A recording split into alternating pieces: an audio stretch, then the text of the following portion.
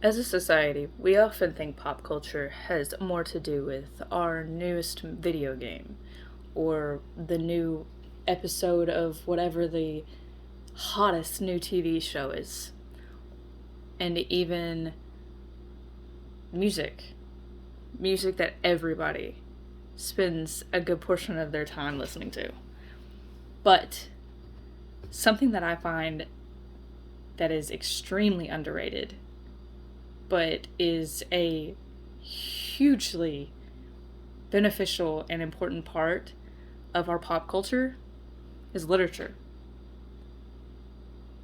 And it may seem boring. Most people will take literature and think, oh, that's just reading a book, right? But it's not true. Through literature, you can have not only these books, but now we have audiobooks, new technological advances that makes it more interesting. And this literature helps us in so many ways. It can help us express ourselves. It can help others grow their intellect, give people confidence, inspire us, teach us lessons from our history, and even helps us create other forms of our pop culture. Like, somebody had to write the scripts for your favorite TV show, or somebody had to write the lyrics to your favorite song, and somebody had to write the code or the conversations you have, the storyline on your favorite video game. But back to my topic. Something I found extremely interesting was that literature can highly benefit society's mental health and your anxiety. When you're in college, you often have like an extremely high level of anxiety. It's something you just can't get rid of. There was a study done with a small amount of college students who were able to choose between one of two self-help books. And at the end of their given period, they were asked if, it helped them. And even though it wasn't really conclusive,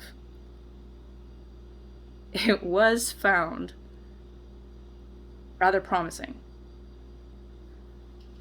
Something that was even more interesting, was that in reading groups of younger children from around the ages of 4 to 9, they could read them stories of characters having everyday issues, just obstacles that they had to go through. And it would take these children's anxiety levels from unmanageable, scared, to I can do it. And everyone needs that confidence. Everyone needs that feeling.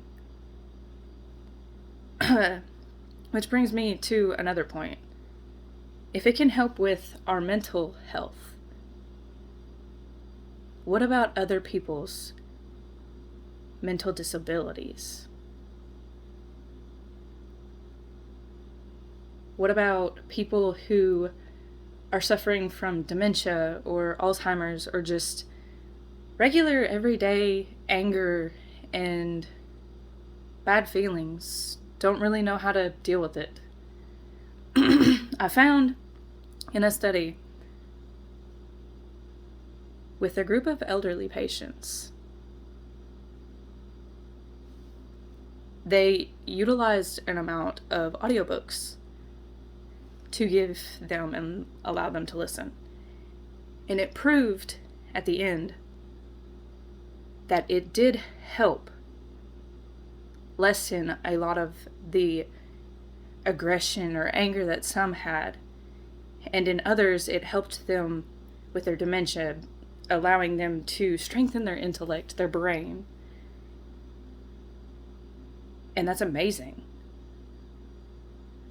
But it not only does that, as I mentioned earlier, literature is a huge form of expression, but it's also how we communicate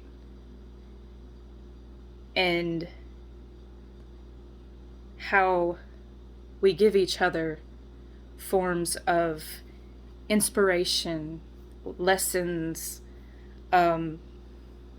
just anything that we're looking for. And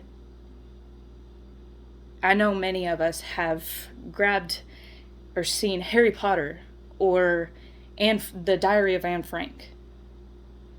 Just from that book alone, The Diary of Anne Frank, a book that has made it around the world,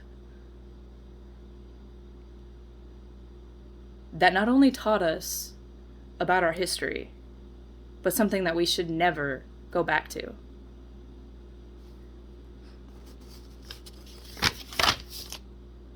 But as every part of pop culture, there is always a negative.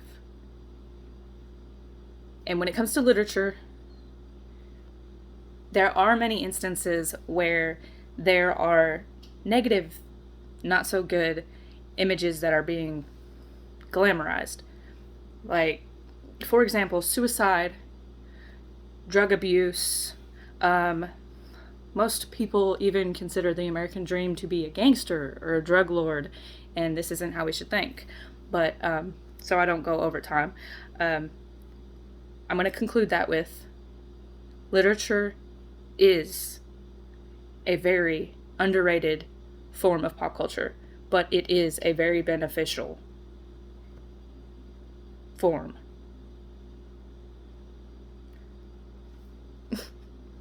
That literally creates a foundation for our culture.